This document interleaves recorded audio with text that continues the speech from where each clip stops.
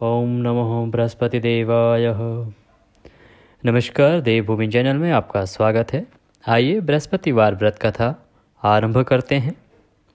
भारतवर्ष में एक प्रतापी और दानी राजा राज्य करता था। वह नित्य गरीबों और ब्राह्मणों की सहायता किया करता था। बहुत अधिक दानवीर था। यह बात उसकी रानी को अच्छी नहीं लगती थी। वह ना ही गरीबों को दान देती, ना ही भगवान का पूजन करती थी और राजा को भी दान देने से मना किया करती थी। एक दिन राजा शिकार खेलने वन को गए हुए थे तो रानी महल में अकेली थी। उसी समय बृहस्पति देव साधु वेश में राजा के महल में भिक्षा के लिए गए और भिक्षा मांगी। रानी ने भिक्षा देने से इनकार कर दिया और कहा, हे साधु महाराज, मैं तो दान पुण्य से तंग आ गई हूँ। मेरा पति सारा धन लुटाते रहता है। मेरी इच्छा है कि हमारा सारा धन नष्ट हो जाए, फिर ना रहेगा बांस, ना बजेगी बांसुरी। साधु ने कहा, देवी तुम तो बड़ी विचित्र हो।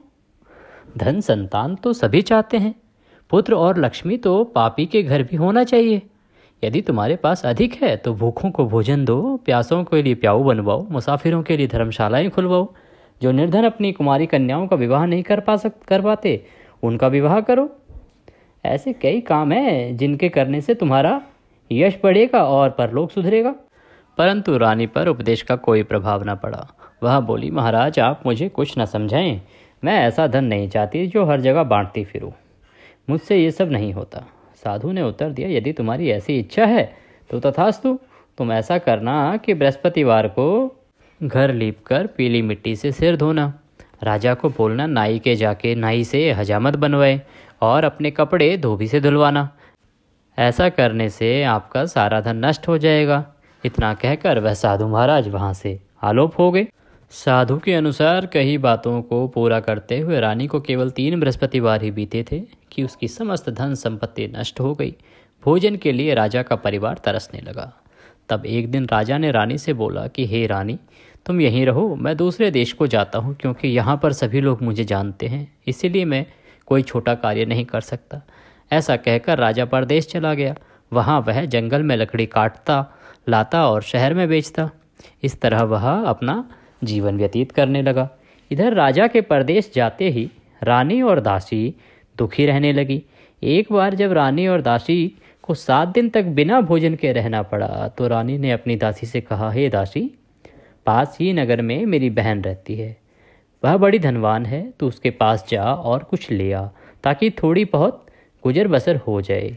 दासी रानी की बहन के पास गई। उस दिन गुरुवार का दिन था और रानी की बहन उस समय बृहस्पतिवार व्रत की कथा सुन रही थी। दासी ने रानी की बहन को अपनी रानी का संदेश दिया, लेकिन रानी की बड़ी बहन ने कोई उत्तर नहीं दिया। जब दासी को रानी की बहन से कोई उत्तर नहीं मिला तो वह बहुत दुखी हुई और उसे क्रोध भी आया। दासी ने वापस आकर सारी बात रानी को बता दी। सुनकर रानी ने अपने भाग्य को कोसा। उधर रानी की बहन ने सोचा कि मेरी बहन की दासी आई थी, परंतु मैं उससे कुछ बात नहीं कर पाई। उससे वह बहुत दुखी हुई। कथा सुनकर और पूजन समाप्त करके वह अपनी बहन के घर आई और कहने लगी कि हे बहन, मैं बृहस्पतिवार का व्रत कर रही थी और उसी की कथा सुन रही थी। तुम्हारी दासी मेरे घर आई थी, परंतु जब तक कथा होती है तब तक ना तो उठते हैं और ना ही बोलते हैं, इसीलिए मैं नहीं बोली। कहो दासी क्यों गई थी? रानी बोली, बहन तुमसे क्या छुपाऊं, हमारे घर में खाने तक को अनाज नहीं था। मैंने और दासी ने 7 दिन से कुछ भी नहीं खाया था। ऐसा कहते कहते रानी की आंखें भर आई। उसने दासी समेत पिछले 7 दिनों से भूखे रहने तक की बात अपनी बहन को विस्तारपूर्वक सुना दी। रानी की बहन बोली, देखो बहन, भगवान बृहस्पति देव सबकी मनोकामना को पूर्ण करते हैं। देखो शायद तुम्हारे घर में अनाज रखा हो। तो पहले तो रानी को विश्वास नहीं हुआ, पर बहन के आग्रह करने पर उसने अपनी दासी को अंदर भेजा तो उसे सचमुच अनाज से भरा एक घड़ा मिल गया। यह देखकर दासी को बड़ी हैरानी हुई। दासी रानी से कहने लगी, हे रानी, जब हमको भोजन नहीं मिलता तो हम व्रत ही तो करते हैं, इसलिए क्यों ना इनसे व्रत और कथा की विधि पूछ ली जाए ताकि हम भी व्रत कर सकें। तब रानी ने अपनी बहन से बृहस्पतिवार के व्रत के बारे में पूछा। उसकी बहन ने बताया, बृहस्पतिवार के व्रत में चने की दाल और मुनक्का से विष्णु भगवान का केले की जड़ में पूजन करें, तथा दीपक जलाएं, व्रत कथा सुने और पीला भोजन ही करें। इससे बृहस्पति देव प्रसन्न होते हैं। व्रत और पूजन विधि बताकर रानी की बहन अपने घर को लौट गई। 7 दिन बाद जब गुरुवार आया तो रानी और दासी ने व्रत रखा। गुड़साल में जाकर चना और गुड़ ले आई, फिर उससे केले की जड़ में विष्णु भगवान का पूजन किया। अब पीला भोजन कहाँ से आए, यह विचार करने लगी। इस बात को लेकर दोनों बहुत दुखी थी। चूंकि उन्होंने व्रत रखा था इसलिए बृहस्पति देव उनसे प्रसन्न थे। इसीलिए वे साधारण व्यक्ति का रूप धारण कर 2 थालों में सुंदर पीला भोजन दासी को दे गए। भोजन पाकर दासी प्रसन्न हुई और फिर रानी के साथ मिलकर भोजन ग्रहण किया। उसके बाद वे सभी गुरुवार को व्रत और पूजन करने लगी। बृहस्पति भगवान की कृपा से उनके पास फिर से धन संपत्ति आ गई, परंतु रानी फिर से पहले की तरह आलस्य करने लगी। तब दासी बोली, देखो रानी, तुम पहले भी इस प्रकार आलस्य करती थी, तुम्हें धन रखने में कष्ट होता था, इस कारण सभी धन नष्ट हो गया।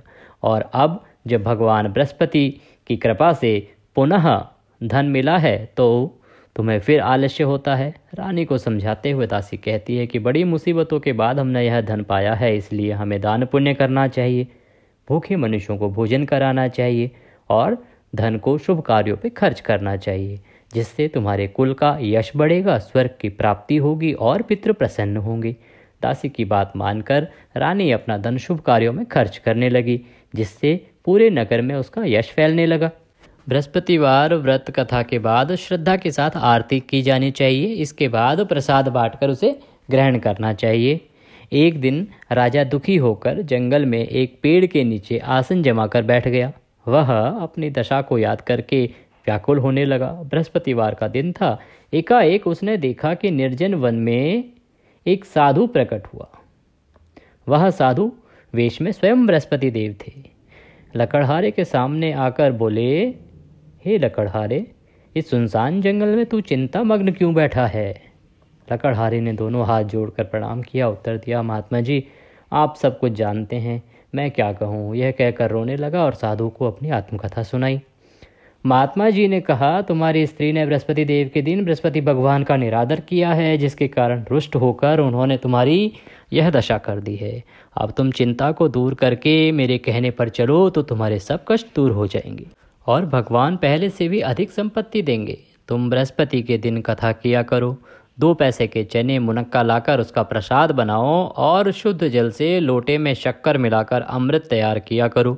कथा के पश्चात अपने सारे परिवार और सुनने वाले प्रेमियों से अमृत व प्रसाद बांटकर आप भी ग्रहण किया करो। ऐसा करने से भगवान तुम्हारी सब मनोकामनाएं पूरी करेंगे। साधु के ऐसे वचन सुनकर लकड़हारा बोला, हे प्रभु, मुझे लकड़ी बेचकर इतना पैसा नहीं मिलता जिससे भोजन के उपरांत कुछ बचा सकूं। मैंने रात्रि में अपनी स्त्री को व्याकुल देखा है। मेरे पास कुछ भी नहीं है जिससे मैं उसकी खबर मंगा सकूं। साधु ने कहा, हे लकड़हारे, तुम किसी बात की चिंता मत करो। बृहस्पति के दिन तुम रोजाना की तरह लकड़ियां लेकर शहर को जाओ। तुमको रोज से दुगना धन प्राप्त होगा, जिससे तुम भली भांति भोजन कर लोगों तथा बृहस्पति देव की पूजा का सामान भी ला पाओगे। इतना कहकर साधु अंतर्ध्यान हो गए। धीरे धीरे समय व्यतीत होने पर फिर वही बृहस्पतिवार का दिन आया। लकड़हारा जंगल से लकड़ी काट कर किसी शहर में बेचने गया। उसे उस दिन और दिन के मुकाबले अधिक पैसा मिला। राजा ने चना गुड़ आदि लाकर गुरुवार का व्रत किया। उस दिन से उसके सभी क्लेश दूर हो गए। परंतु जब दोबारा गुरुवार का दिन आया तो बृहस्पतिवार का व्रत करना भूल गया। इस कारण से बृहस्पति भगवान नाराज हो गए। उस दिन उस नगर के राजा ने विशाल यज्ञ करवाया और उस आयोजन के तहत राजा ने शहर में यह घोषणा करा दी कि कोई भी मनुष्य अपने घर में भोजन न बनावे, न आग जलावे। समस्त जनता मेरे यहाँ आके भोजन करे। इस आज्ञा को जो न मानेगा उसे फांसी की सजा दी जाएगी। इस तरह की घोषणा संपूर्ण नगर में करवा दी गई। राजा की आज्ञा के अनुसार सभी लोग भोजन करने के लिए राजा के यहाँ पहुँचे, लेकिन लकड़हारा कुछ देर से पहुँचा। इसीलिए राजा उसको अपने साथ घर ले गया और ले जाकर भोजन करा रहे थे तो रानी की दृष्टि उस खूंटी पर पड़ी जिस पर उसका हार लटका हुआ था। वहाँ वह दिखाई नहीं दिया। रानी ने निश्चय किया कि मेरा हार इस मनुष्य ने ही चुरा लिया है। उसी समय सिपाहियों को बुलाकर उसको कारागार में डलवा दिया। जब लकड़हारा कारागार में पड़ गया और बहुत दुखी होकर विचार करने लगा कि न जाने कौन से पूर्व जन्म के कर्म से मुझे यह दुख प्राप्त हुआ है, और उसी साधु को याद करने लगा जो कि जंगल में मिला था। उसी समय तत्काल बृहस्पति देव साधु के रूप में प्रकट हुए और उसकी दशा को देखकर कहने लगे, अरे मूर्ख, तूने बृहस्पति देव की कथा नहीं करी, इस कारण तुझे दुख प्राप्त हुआ है। अब चिंता मत कर, बृहस्पतिवार के दिन कारागार के दरवाजे पर 4 पैसे पड़े मिलेंगे, उनसे तू बृहस्पति देव की पूजा करना, तेरे सभी कष्ट दूर हो जाएंगे। बृहस्पति के दिन उसे 4 पैसे मिले। लकड़हारे ने कथा कही। उसी रात्रि को बृहस्पति देव ने उस नगर के राजा को स्वप्न में कहा, हे राजा, तुमने जिस आदमी को कारागार में बंद कर दिया है वह निर्दोष है, वह राजा है, उसे छोड़ देना। रानी का हार उसी खूंटी पर लटका है, अगर तू ऐसा नहीं करेगा तो मैं तेरे राज्य को नष्ट कर दूंगा। इस तरह रात्रि के स्वप्न को देखकर राजा प्रातःकाल उठा और खूंटी पर हार देखकर लकड़हारे को बुलाकर क्षमा मांगी तथा लकड़हारे को योग्य सुंदर वस्त्र आभूषण देकर विदा कर दिया। बृहस्पति देव की आज्ञा अनुसार लकड़हारा अपने नगर को चला गया। राजा जब अपने नगर के निकट पहुंचा तो उसे बड़ा आश्चर्य हुआ। नगर में पहले से अधिक बाग, तालाब, कुएं तथा बहुत सी धर्मशाला, मंदिर आदि बने हुए हैं। राजा ने पूछा कि यह किसका बाग और धर्मशाला है। तब नगर के सब लोग कहने लगे, यह सब रानी और बांदी के हैं। तो राजा को आश्चर्य हुआ और गुस्सा भी आया। जब रानी ने यह खबर सुनी कि राजा आ रहे हैं तो उन्होंने बांदी से कहा कि हे दासी, देख, राजा हमको कितनी बुरी हालत में छोड़ गए थे। हमारी ऐसी हालत देखकर वह लौट ना जाए, इसीलिए तू दरवाजे पर खड़ी हो जा। आज्ञा अनुसार दासी दरवाजे पर खड़ी हो गई। राजा आए तो उन्हें अपने साथ लिवा लाई। तब राजा ने क्रोध करके अपनी रानी से पूछा कि यह धन तुम्हें कैसे प्राप्त हुआ है।